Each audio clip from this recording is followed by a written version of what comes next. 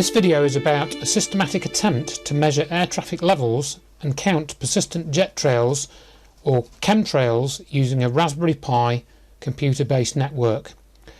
This report is dated April and May 2014.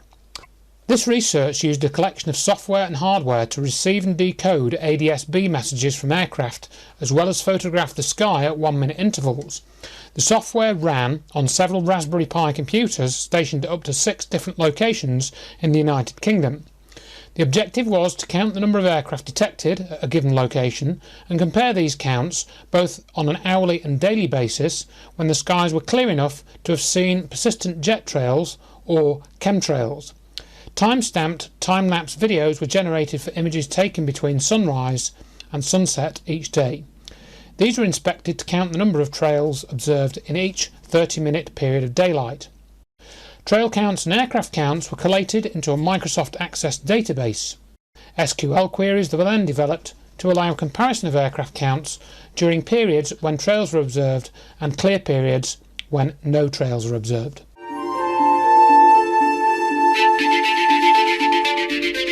I'd like to start with an overview of the persistent jet trail or chemtrail phenomenon. Since the mid to late 1990s, people around the world have observed what have become known correctly or incorrectly as chemtrails.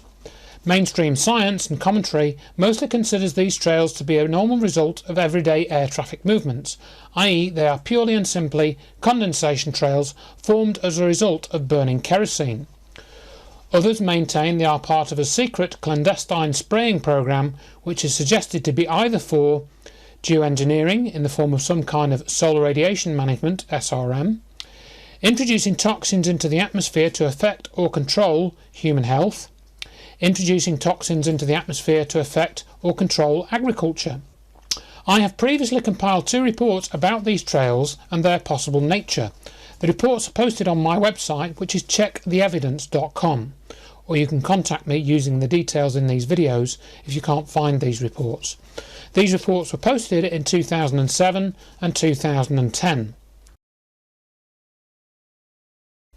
I'd like to consider the days when we see trails and the days when we don't see any trails. One of the main unanswered questions is why we observe days when no trails appear, not even ones that persist long enough to actually see them. And then on other days we can observe many trails for such a length of time that they can even seem to spread out and form a haze blanket. There seems to be no satisfactory explanation for these different scenarios beyond either hand-waving or making claims which are not really supported by the evidence. For example, if it is caused by the state of the jet stream and its influence on the stratosphere, there has been no clear explanation as to exactly what sort of circumstances or conditions would cause trails to persist for many minutes, and specifically how the jet stream changes would cause these conditions to change. Another of the curious things that people have observed and photographed are grids and circles of trails. In the photographs here, mainly from around the United Kingdom, a number of circles and grids of trails that can be seen. There seems to be no good, clear explanation for this, and to my knowledge, military exercises have not been proven to be the cause of any of these displays. In one instance, from the 16th of January 2012, it is alleged that a NATO plane created these circles of trails, though if this was true, the full purpose of the exercise that created them is not clear. An article in the Louth Leader, a UK local newspaper, claims that the aircraft was a NATO Sentry E3, a surveillance plane, which was on a sortie completing a standard UK orbit. As of writing this report, the photos shown here has disappeared from the site, though the story is still available. There has been little, if any, formal investigation into the phenomenon shown in these photographs, though a number of people have tried to raise questions formally using a Freedom of Information Act request and through lobbying politicians, such as through the Skyguards group, which organised a meeting in the European Parliament in Brussels in April 2013, a meeting which I spoke at. In 2007, Rosalind Peterson gave an address to a UN climate change meeting in New York. Many hundreds or even thousands of YouTubers have uploaded videos of various kinds. Some are particularly strange and show planes trailing together, with examples in Germany and in the USA and in other places too. A number of independent good quality documentary films have been made by people such as Patrick Prazin, Clifford Carningham and Michael Murphy, and there are others of varying quality. Despite all these strange instances of significant trailing, no official answers are forthcoming, only flat denials. It is therefore left to those people who have observed these troubling anomalies to do their own investigation. This report is the result of one set of investigations. I'd just like to talk about some standard explanations for the phenomenon. A number of websites, including contrailscience.com and Wikipedia, claim that all trails that are ever seen are contrails. While these sites do contain some valuable scientific information, you will not find a full explanation for the phenomena shown in the photographs earlier in this video of the circles and grids. And these explanations would need, if they were to be valid, to include flight numbers and identification of the planes on the dates shown when these photographs were taken. Instead, this evidence is hand-waved away and assumed to be covered with a tagline such as "the science and pseudoscience of contrails and chemtrails." Another site, metabunk.org, also has some interesting observations and analyses, though it is somewhat selective about what it shows and analyses, as is the case with contrailscience.com. A number of people have talked about the spraying of barium and aluminium and other compounds, and it is said that they have found barium in rainwater. One claim that has been made several times is that there is a toxic level of barium in some rainwater. This claim has not really been proven to the point where it can be linked to chemtrails, however. An example case is that of Bill Nichols of Arkansas, USA, and this was reported on KLSA News in 2007. There is a good analysis on contrailscience.com regarding this case. Similar claims about aluminium levels have been made by Francis Mangles of California, USA, but what is not well known is that some soils can contain aluminium salts in clays and so on. However, the fact remains that barium titanate has indeed been proposed by the likes of Dr. David Keith, a climatologist from the University of Calgary, as a compound to be used in possible solar radiation management projects.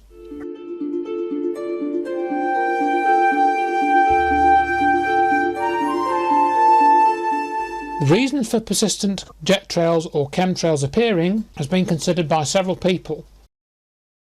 Clifford Carnicom has proposed the following possible reasons: to help create environmental or climate changes, to introduce biological materials to affect humans or agriculture, for military purposes, or to change the electromagnetic properties of the atmosphere, or to cause geophysical or global effects, to enable operation of exotic propulsion systems.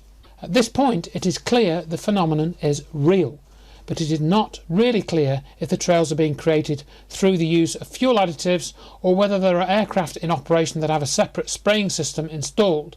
Some people claim to have photographed additional nozzles on aircraft, but in some cases these have been shown to be for other purposes, such as science research projects. There are some examples on the Metabunk forum, such as the study of a story entitled "Exclusive Leaked Photos of a Chemtrail Dispersal System."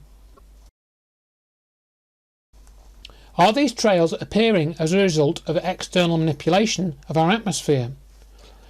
One possible explanation that I have proposed in the past is that at least some of the trails are appearing because the atmosphere has been manipulated by some unknown technology, perhaps similar or the same as what was almost certainly used around the time of 9/11/01 to steer Hurricane Erin.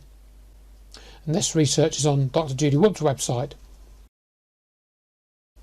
Perhaps also it is based on some of Wilhelm Reich's orgone technology, as others have proposed.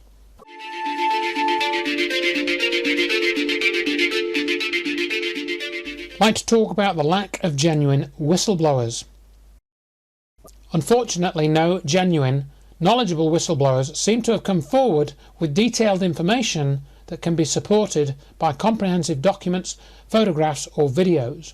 Though there has been some internet chatter about people like A.C. Griffiths and Kristen Megan, they do not seem to have brought forth any verifiable solid information.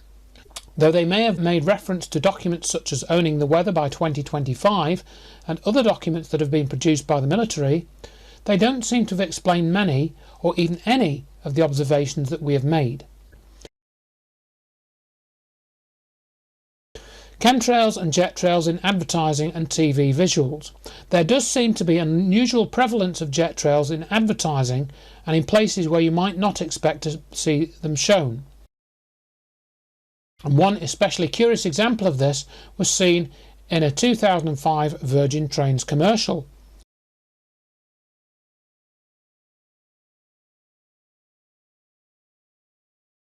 In 2013, the BBC Wimbledon introductory visuals showed one or more trails in almost every shot where the sky was seen. Was it just innocent reuse of a stock image?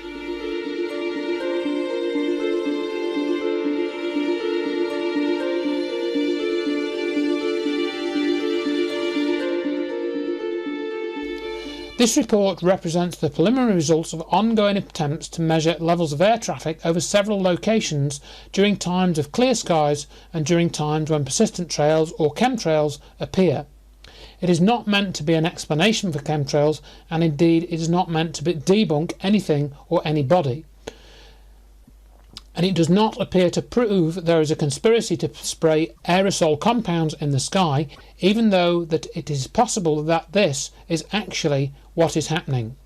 It was simply an attempt to try and match or collect air traffic counts and log air traffic movements and then correlate this data with the appearance of trails.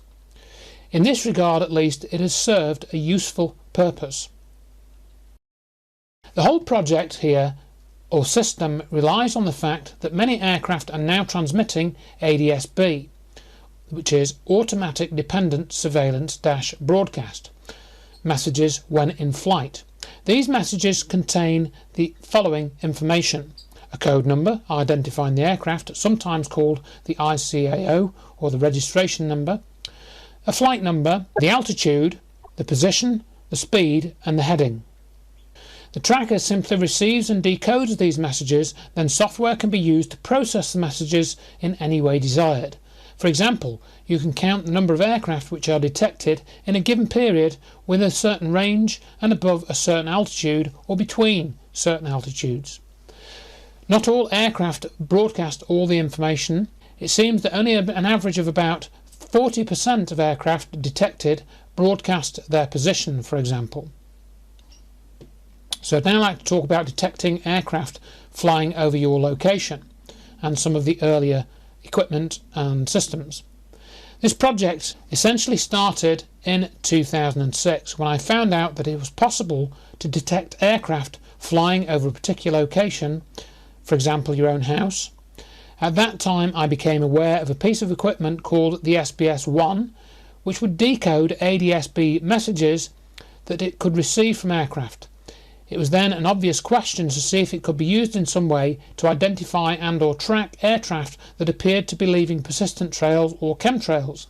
However, the cost of the equipment, £500, was an initial deterrent to taking this idea further at that time. In the last few years, websites such as flightradar24.com, FlightAware and planefinder.net have offered tracking and aircraft identification features, though they can in some cases be slow to update and somewhat cumbersome to use. Similarly, there are Android and iPhone apps which interface to these online services and allow you, for example, to identify flights by holding up your phone in the direction of a plane in the sky, and it will show the details of that plane on the screen. Of course, not everyone has an iPhone or an Android phone. As far as I am aware, the website and phone app solutions don't have logging features of any great sophistication, so are not much use other than for real-time viewing and tracking. So I'd like to talk about the AirNav radar box. In 2010 I decided to invest in an AirNav radar box, as I was still very curious as to what could be determined from using one of these to track aircraft. An important feature was that of logging any aircraft it detected. This meant that the unit could be left unattended and data could be examined retrospectively. However, there was still no easy way to get a visual record of trailing other than deciding to go out with a camera and photograph the sky during periods of trailing. This was not very practical, as time could not be devoted exclusively to a tracking project. The software that was shipped with the AirNav radar box provided a virtual air traffic controllers or ATC display. This was all quite natty, but its logging features were limited. For example, it could keep a list of all the aircraft it detected, and it could even play back a recording of logged data, but it was not able to produce charts or, for example, count the number of aircraft detected during a specified period, such as within a 30-minute period. Creating charts of the paths of aircraft detected. One of the original goals was to try and create charts which would show the path travelled by aircraft. This might allow the appearance of trails to be matched with the charted path of an aircraft to see how close the visual trail matched the logged charted path. This was done because the AirNav radar box could create a log file, and it was not initially clear how to create a chart from this, as the log file simply consisted of lines of text with various columns such as call sign, altitude, ground speed, track and aircraft ID. So what I did was I developed some Visual Basic for Applications routines in Microsoft Excel, and these were used to process the radar box files and generate charts of the path of aircraft, and also generate counts of aircraft detected in certain time periods. The data obtained from these log files was satisfactory, but it was time consuming to process and match up with the observations. The next step was to get some wireless webcams to photograph the sky. This was done at regular intervals automatically using a FOSCAM webcam, or actually a pair of these for a period of time. These could be appropriately positioned on a windowsill, and this was done indoors because the weatherproof units were more expensive and more difficult to cable up for power requirements. Then a small program was developed which would switch on the aircraft logging in the AirNav box software, and also between dawn and dusk capture images of the sky from the two webcams and timestamp each one. All the data was saved on a netbook computer, and this had to be left running for 24 hours a day. Unfortunately, this netbook computer was used for other purposes for a few days at a time, which meant that the logging could not be run for more than a few days at a time. Also, the program was not 100% reliable, as the AirNav data logging could not always be successfully switched on, and this meant that it was not really possible to build a consistent set of data which could be used to count aircraft over an extended period of several weeks or months.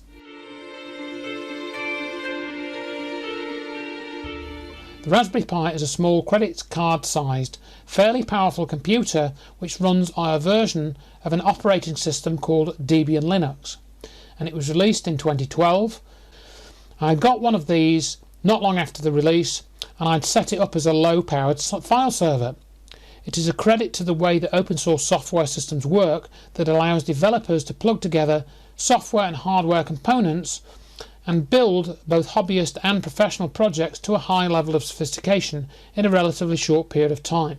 In June 2013, I wondered if it was possible to connect the Raspberry Pi to the AirNav radar box, essentially to replace the netbook and allow the Pi to take the data from the AirNav box and save it, so that I did not have to tie up a netbook for this purpose. After finding a forum discussion about this, I also found another and potentially better way of doing a similar sort of thing, and the Pi Tracker project started to become a workable idea. I discovered ADSB message reception and decoding on Raspberry Pi could be done through the use of a program called Dump 1090, and it was possible to connect a USB dongle to the Raspberry Pi, and having compiled some software, the Pi was able to do most, if not all, of what the AirNav radar box would do for a fraction of the cost. A page by Dave Taylor provided a solid basis for some further Raspberry Pi development. By getting the right type of USB dongle, a digital terrestrial broadcast receiver, which was DVB-T, with the correct chipset, I could track the aircraft in real time using a Raspberry Pi, hence that all that was now needed was additional software to do the logging and counting. This was made much easier because the program which decoded the ADS-B messages also presented data from these messages through a web page interface. And this code was written in C. In other words, all the hard work of decoding the ADS-B messages was already done. I just needed to add some code to count the detected number of aircraft and generate the charts. It was relatively straightforward to adapt the DUMP 109 program code to make it count detected aircraft in a set period. It was also possible to get it to count aircraft in various categories, such as those above 25,000 feet, where trails are formed. All these counts were saved into a daily data file. Additionally, a log of all aircraft detected was generated and saved. The main software development was done using Ubuntu Linux installation with the help of CodeBlox IDE. The TV dongle and the DUMP 1090 code could also be used with a standard Linux installation.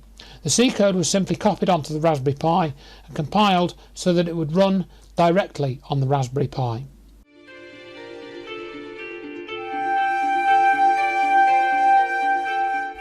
The next thing was to photograph the sky, and in May 2013 a custom camera board was released for the Raspberry Pi, and this could be operated by software that ran on the Raspberry Pi. It was now therefore possible to have the Pi log and track the aircraft and photograph the sky unattended using less than 8 watts of power. Additionally, Raspberry Pi camera images were of considerably better quality than the webcams that I'd previously used, as the camera has a 5 megapixel sensor. Using the World Weather Online website, it was possible to obtain weather data at regular intervals to be saved with the air traffic data counts. Although ground level weather data is not especially useful in relation to conditions which may affect the formation of trails at 25,000 feet and above, that is, that weather in the stratosphere can often be totally different to the weather on the ground. The other thing that was needed in the Raspberry Pi was some configuration data. In order to generate meaningful data, it was necessary to add a configuration feature. Most importantly, the latitude and longitude that the Raspberry Pi was located at need to be set up. This would then allow measurements to be made based on its location. The DUMP 1090 software also contained features which allowed the software to generate a web page which would show the positions of detected aircraft on a Google map in real time. Additionally, the web page was modified to include the additional features such as aircraft counts and local weather data.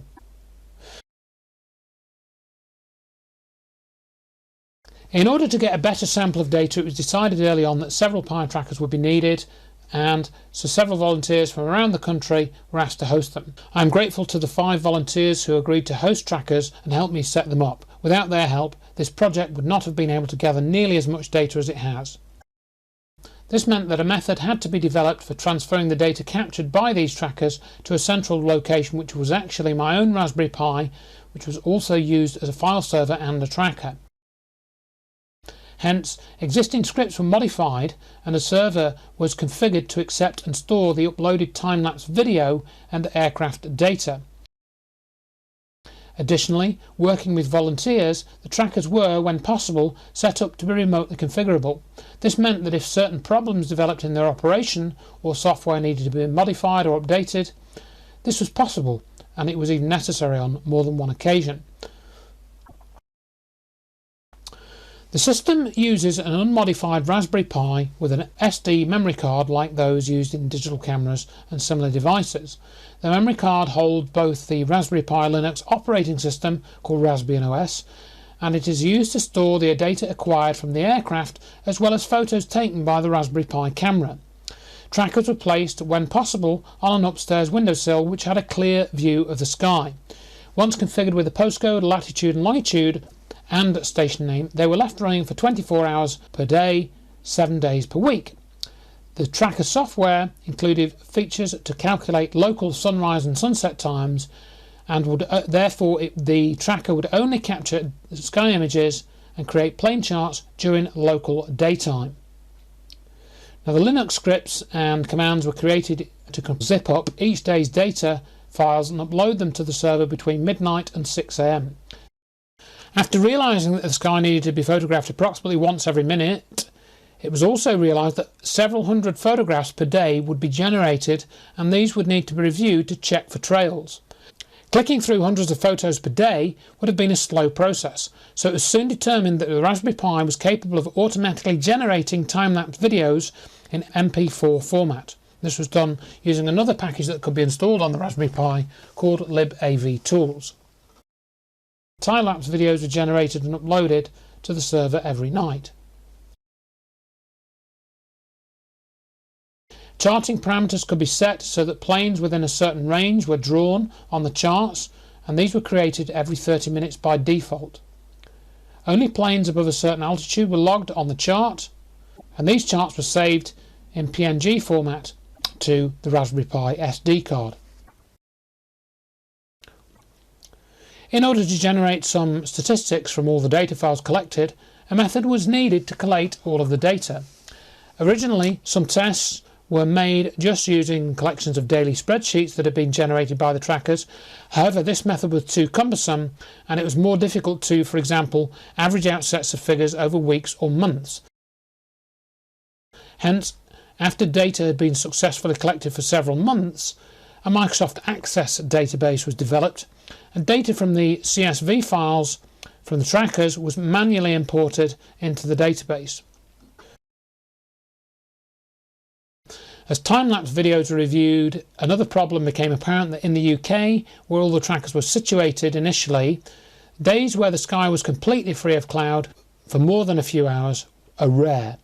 A whole day could be reviewed and there would be no usable sky images at all, as the weather was too cloudy to observe any trails.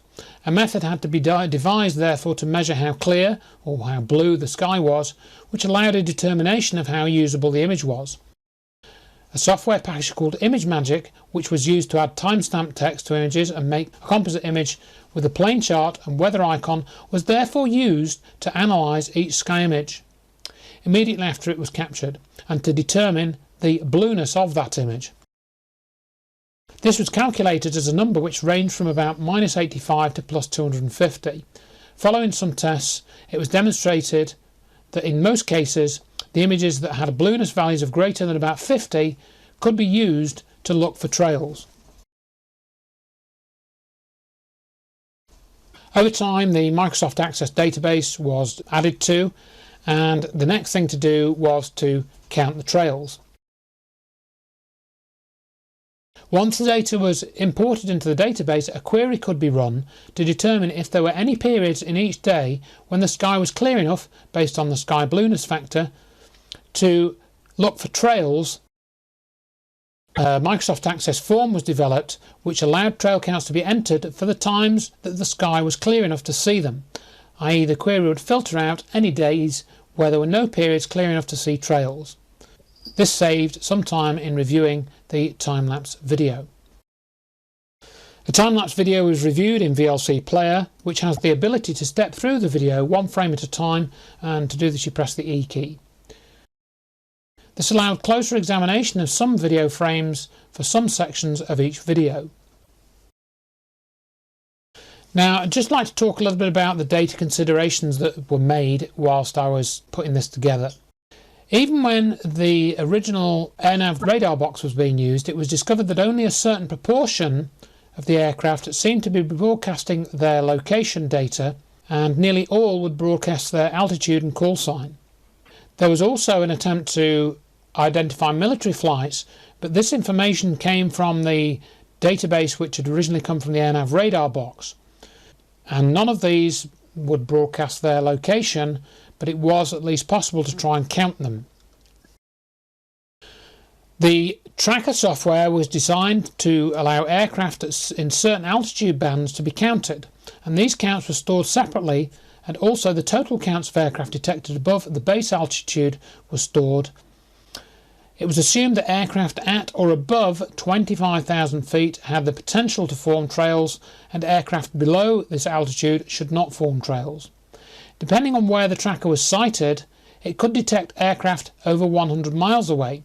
For the purposes of this study, it was considered that an aircraft within 25 miles of the tracker could be seen if it was leaving some type of trail, when the data was analysed, this figure did not seem unreasonable. Most of the counts and figures were considered with regard to the assumption that for a trail to be viewed, an aircraft would have to be in range of the tracker, that's within 25 miles, and above the base altitude for forming a trail. A count was therefore kept of aircraft that fulfilled both these criteria.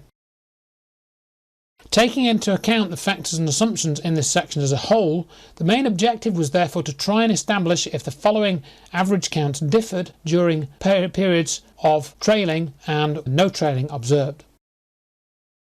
So I wanted to check the count of planes detected, the count of planes located, that is those which had latitude and longitude being broadcast, the count of planes above the trail altitude, the count of planes which came into within 25 miles of the tracker's location, and the count of planes above the trail altitude and within 25 miles of the tracker's location. This also necessitated that the blueness factor was used to determine periods of clear skies so that a fair comparison of figures could be attempted.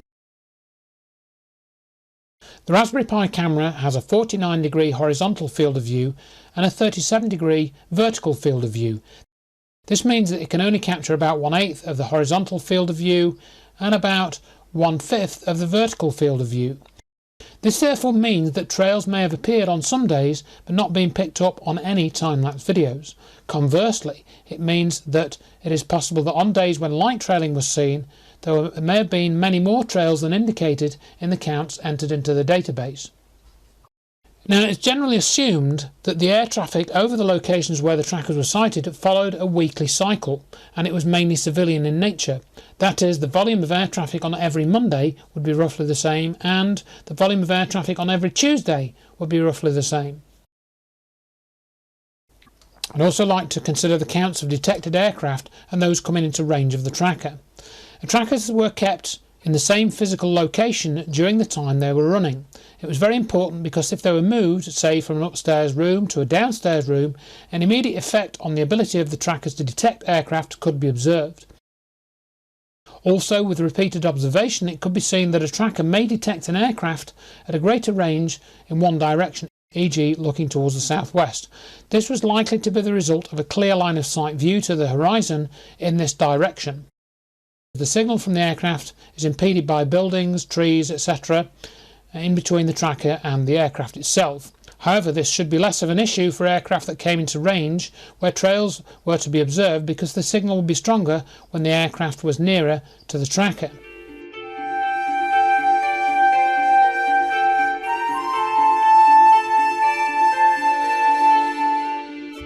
Daily count totals.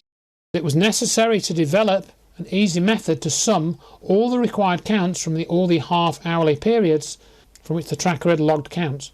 And this had to be done with database queries.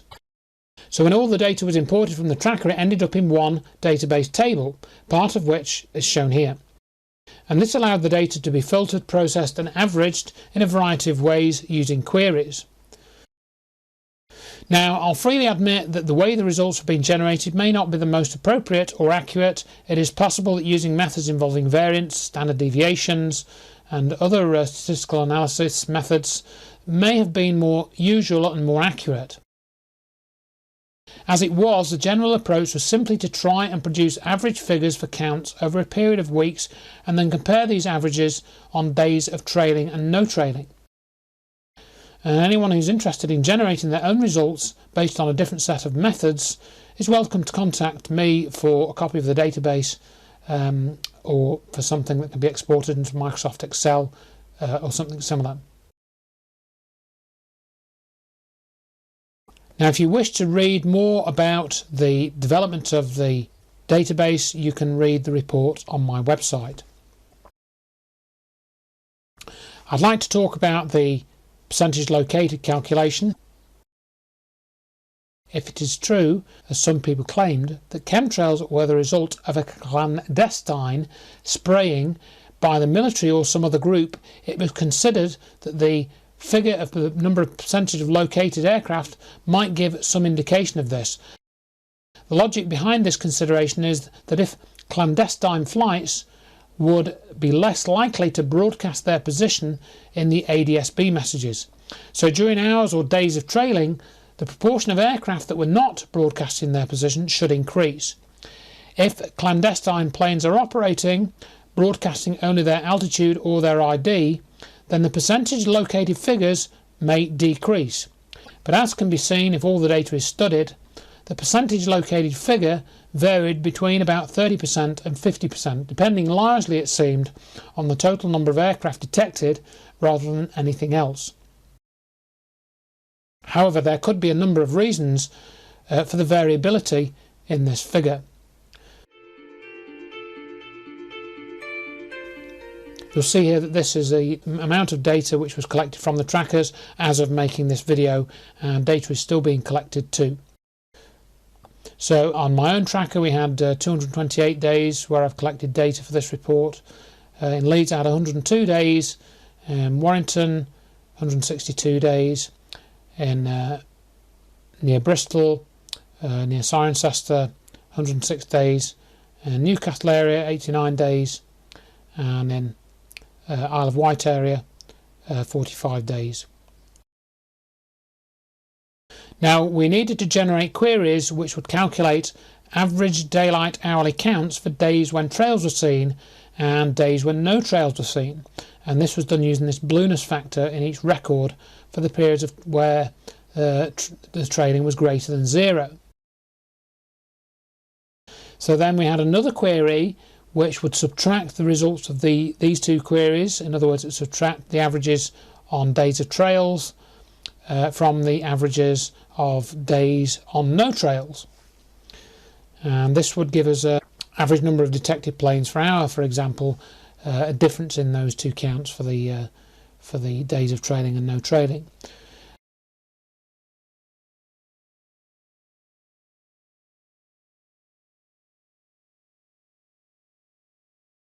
Now also in a similar way, this was done not just for hourly counts but for daily counts of the averages detected on trailing days and no trailing days, and so these two figures were subtracted. Now if you look at these actual figures and go through them, on first looks it appears that overall on a number of weekdays more flights are detected on days with trails, as we get negative figures when we subtract the trailing days figures from the non-trailing days. However, this picture is not consistent, but it does not seem completely random either. Now, it's not as simple as that, unfortunately, because as we see when we subtract the daily counts, we get roughly the same amount of traffic on days of trailing and no trailing. We could see that if we were to get together all the data from the trackers and see when we had trailing at more than one location that was visible, it became quite clear that we did see data. When we saw trailing on one tracker, it was more common, slightly more common, to see data on the other trackers. But of course I've only had 6 trackers running for a short period of time, and it's mainly been 3. Now, between the 28th of August 2013 and the 22nd of April 2014, trails were observed in one or more locations on 161 days, and from about 233 days across 6 locations. The table shows the dates where most numbers of trails were seen and totaled together from all 6 locations. The other thing I wanted to do was sort out the number of trails where we had maximum trailing and find out what the aircraft counts were on those days and compare those to the days when we had our high aircraft counts but no trails. So we see here, for example, the heaviest day of trailing occurred on the 25th of November in Warrington, and we had 91 trails observed, and we had 2,321 aircraft detected. And you can see all these other figures here, and for example we had the highest trailing in the Derby tracker, and where we had 4,308 aircraft detected on that day. And you can see all those figures there, and you can work through them in the report or pause the video here to watch them. So again, one of the main areas of interest was to try and find out if there was any correspondence between high numbers of aircraft being detected and or coming into visible range and high numbers of trail counts being detected. The total trails on a date query that was also sorted by location and detected aircraft count. And we could see, for example, that we can compare the air traffic counts on days of high trailing and days when we had no trails but high aircraft counts. And we still needed to make sure the sky was clear. So you can see here that on some days where we had no trails, we had higher numbers of detected aircraft. Indeed, for each of the locations, we did have days where there were no observed trails, but the numbers of aircraft were indeed higher. So this again means this is inconclusive. We don't know where this extra air traffic is coming from.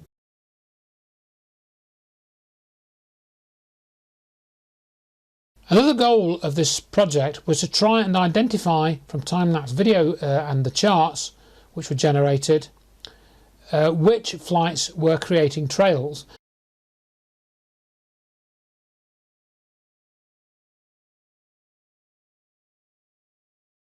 Now in 2010 I had done this on only 2 occasions using the AirNav radar box.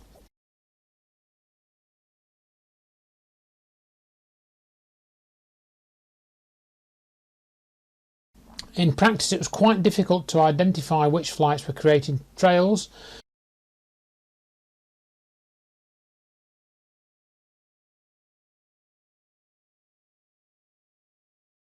And the table here that I've shown, I had 19 identification attempts on 2 days of heavy trailing, but I could only identify 5 of the flights which seemed to be making the trails, or potentially identify the flights. So here I'll match up some of the charts that I captured. For example, a trail in this video, the lower trail in this video frame, was EXS718N, almost certainly, which was identified from the chart and the direction the flight was shown to be going in.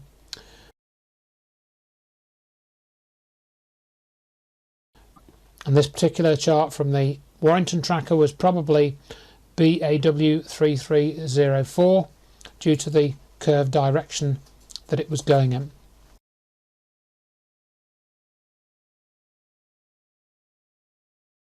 This other example was almost certainly created by Virgin 6J, the flight there. The flights were determined from a combination of looking at where they appeared on the chart and what time they appeared on the chart and the direction they were flying in, so that that could be matched up on the video.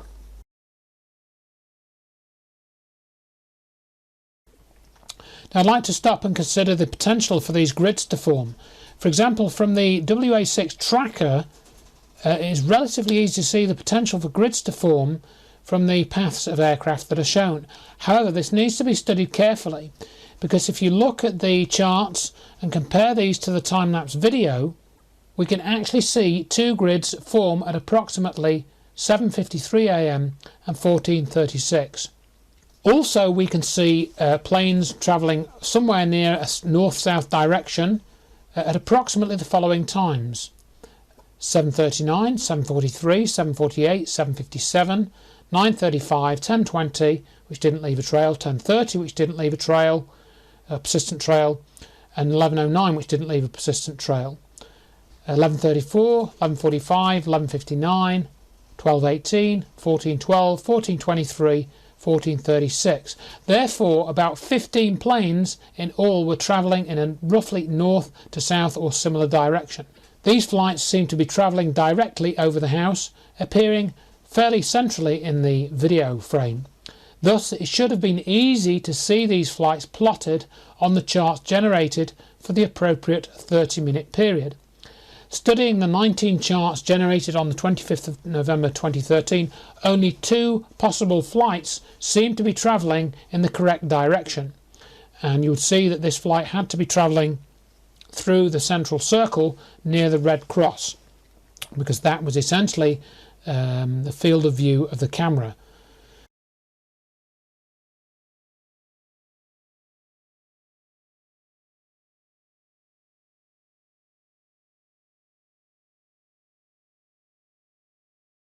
Now at 11:09 there was probably flight SHT-7W, which had no persistent trail, and the other flight logged travelling in the north to south or northwest southeast over the tracker's location was at about 3:15 or 15:15 p.m.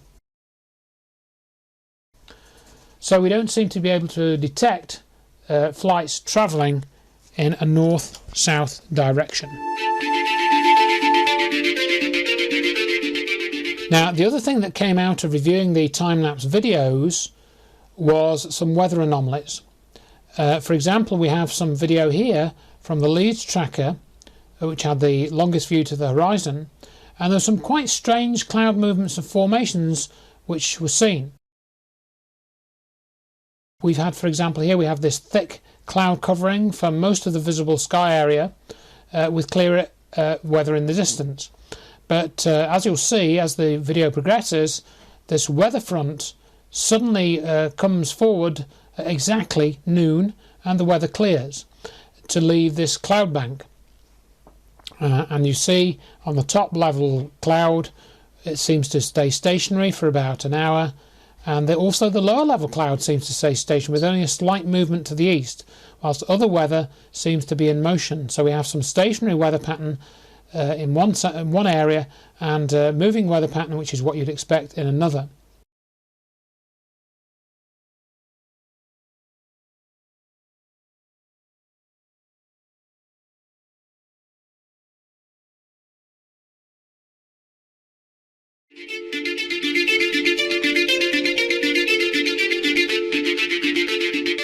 So what conclusions can we draw?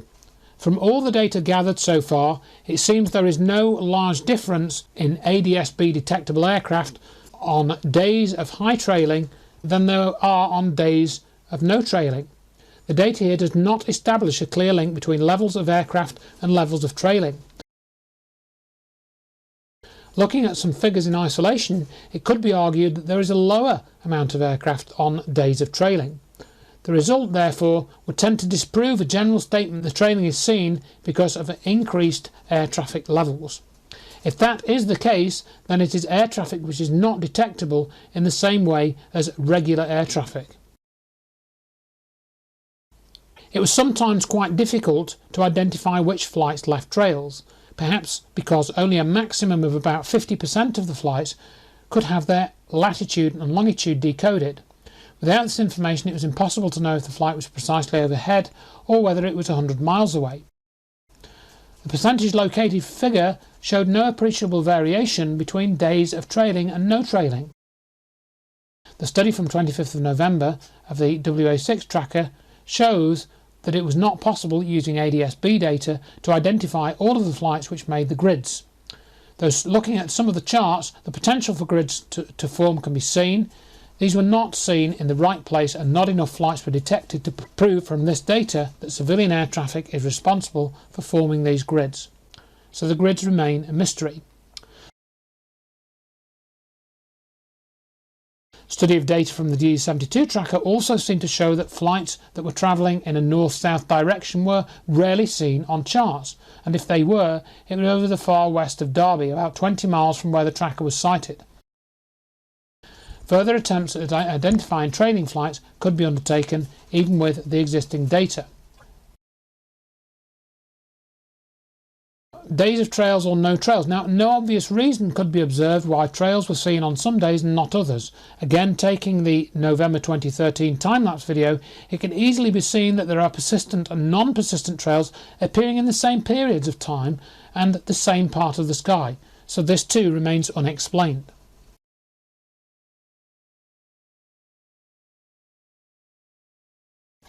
The tracker with the best view did seem to observe some kind of weather anomalies on some days. Why would cloud formations remain in the same place above the ground, whilst other weather drifts past? Why would this happen the same way with lower and higher altitude clouds? What is the cause of linear weather fronts?